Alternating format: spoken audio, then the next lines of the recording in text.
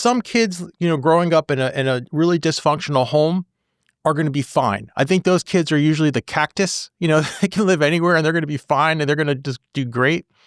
But there's other kids who are more, orchid-like, a little bit more fragile, who really are more sensitive, who are really going to absorb all this negative energy for years.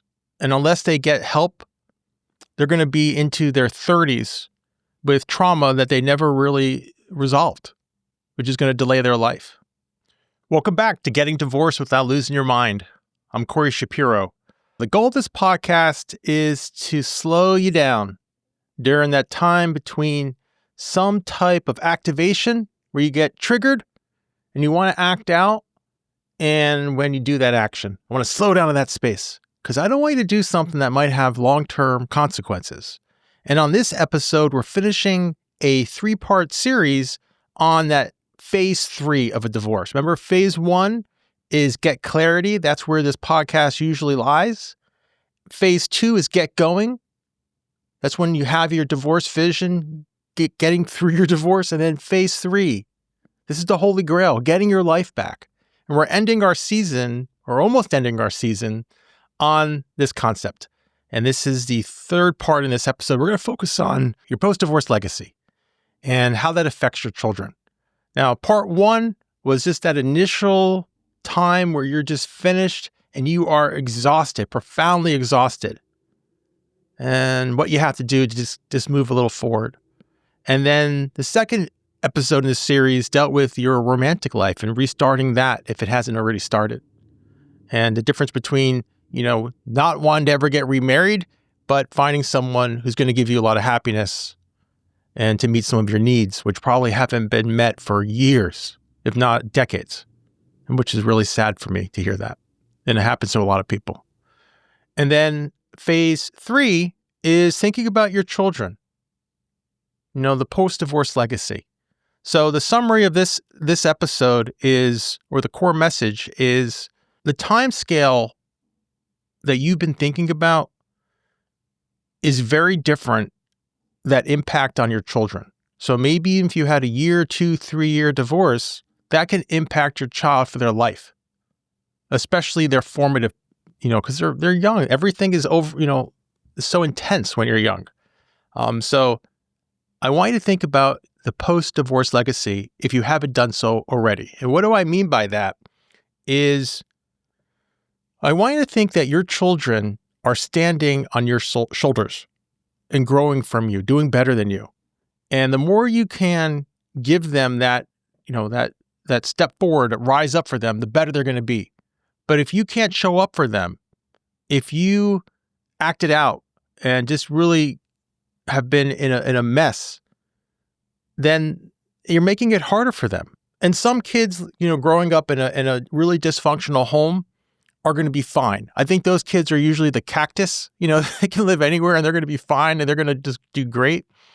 But there's other kids who are more, orchid-like, a little bit more fragile, who really are more sensitive, who are really going to absorb all this negative energy for years. And unless they get help, they're going to be into their 30s with trauma that they never really resolved, which is going to delay their life. So that's what I want you to think about here is the post-divorce legacy. Now, how does that show up? Just because you settled your divorce doesn't mean it's over. That's the start. Now, the judge may have defined parenting time, or in a settlement, you may have defined parenting time. You may have defined who gets what assets. That's all well and good, but that's just scratching the surface of where what I'm talking about. How are you showing up to your kids? How are you thinking about your co-parent? And if you don't want to call them your co-parent, parallel parenting, but your ex, how are you showing up? What are your thoughts? Can you go to a joint birthday party? Or you can't do that. Do you have to have separate birthday parties? When you have a graduation event, is there a lot of tension? So all these things are being picked up by children. So I want you to think about that. That's your post-divorce legacy.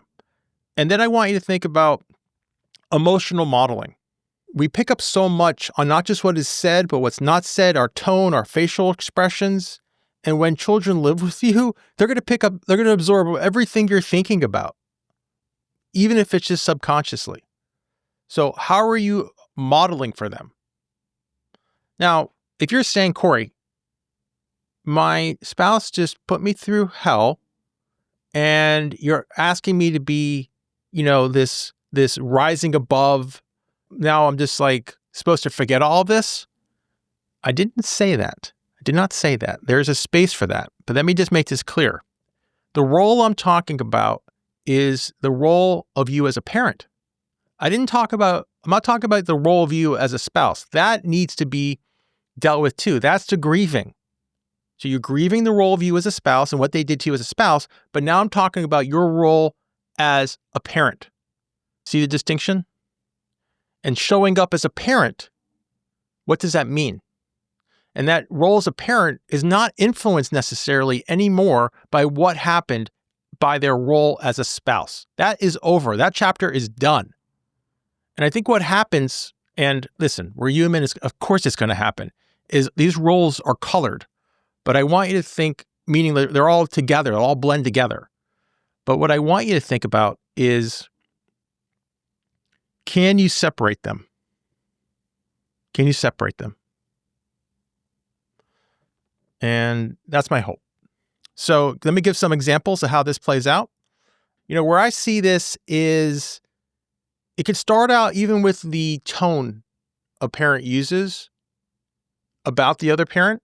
Because you talk to your kids, going to your fathers, going to your mothers, and it's just this, like, maybe it could be sort of like an inquisition in a sense. And there's some energy there, maybe some anxiety that's being carried through whatever you're saying. Could also be in overreacting to things. Because let's say they're 10 minutes late, and that 10 minutes late brings you back to, like, really activates you and triggers you and reminds you of all the other times they didn't show up when they were supposed to show up, and then you just act out. Now, even if you don't act out because you've been watching this podcast and doing the work, you're going to have an internal reaction. For example, when I leave my house, my dog, Ella, who's a little dachshund, she knows. I don't even know. It's like, I think I'm leaving the house. She knows. And she goes berserk. But if I was just going to the bedroom, which literally passes the same door, she doesn't go berserk. So I'm giving her off some energy that she realizes I'm leaving, and she hates it when I leave because she has separation anxiety. That's what I'm talking about. I don't know how she does it. I'm trying to figure it all out. I play games with her. Sometimes I can get through to her if I go really slow, and like, instead of leaving in like 10 seconds, it will take me 10 minutes to leave. Sometimes I could trick her, but it's a lot of energy, and sometimes I can't do that.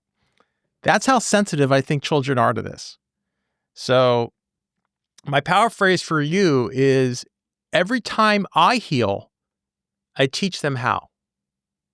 And that's the idea of, you don't need to be perfect. Your kids don't need you to be perfect. You're never going to be a perfect parent. But you need to progress from where you are. You need to get better. You need to deal with the pain that you've been under. And if it's really bad, that's therapy. It could start off with free journaling. Journal every day, either in the morning if you're a morning person, or at the end of the night. You can journal. You could do this work. You can read books and think about better ways to think about things if you have all these negative thoughts. But you're probably going to need some therapy if it's really chronic. I want you to think of that as an investment. And it's not talking to your friends. It's not talking to well-meaning friends. Because the therapists, they're trained to not come from a biased position. And what's wonderful about it is you can just sort of have some stream of conscious, and then they can reflect back to you sort of what you're saying, but in the way you can hear it makes you grow. They're not saying anything that you didn't say necessarily, but the way they say it makes you grow. And that's what makes like a good mediator, because you could have someone take a position and then they could just understand really what the interest is.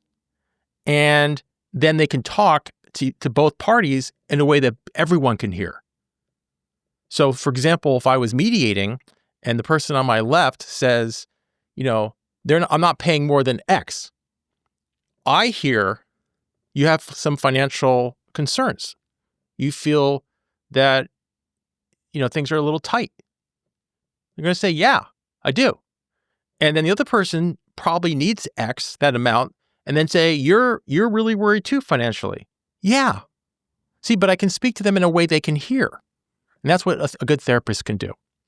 And so if you're in that place, do that work for your kids. If you're not and you're moving forward, just remember these things, that they have such good antennae, your kids, like my dog, that you have to be aware of your emotional modeling. You have to be really aware of that so you can help them move forward in their life in a better way. All right. My action steps for you is thinking about one step that you can take when you're triggered that you can work on. So for me, for example, I know when I get activated, I get a little shortness in my tone of voice. So every day I journal and I think about all these things. I keep a gratitude journal. And when I started thinking about the tone, you can even keep track of how often have my tone. Did I use that tone? I also feel it in my shoulders. So what's one thing you can work on? Is it your tone of voice like me? That you have to come from a little softness? If so, then you have to work on the repair. Repair is probably the biggest thing you're going to have to work on. Relationships not about being perfect. It's about repair. It's about apologizing. It's not about making the same mistake twice, but it's about moving forward. So work on that one thing you can do. So for me, if it was going to be that tone, then I would have to work on the repair and work on myself so it doesn't happen, doesn't become chronic, and becomes less and less of an event. All right? So you got this. Your kids don't need you to be perfect. They need you to show up. They need you to be present. And I know you've been through a lot. I know it's been tough. I know it's been really tough. But you made it. You made it. And I know it's been exhausting. But you got your life back. This is what you wanted. And this is just starting. And you might have a little emotional jet lag. I get it. Because you've been through some times. But your life's going to change in a few months. For example, when I started doing my podcast, and even now, it's not natural just talking to a camera, right? It's not natural. But the more you do it, the more you get comfortable. And that's what I'm talking about here. You're just going to have to live, living alone for the first time, maybe in decades. Having your new place, dealing with all these things that you never had to focus on potentially, and just adjusting back. And the more you do, it's going to be better. And that's what you're starting. All right. And I knew you could do this. You got here. It's a great job. And just keep up the good work. I'm Corey Shapiro. Thanks for listening. This podcast offers general information only. It cannot replace legal advice. If you need tailored advice, contact an attorney licensed to practice in your area.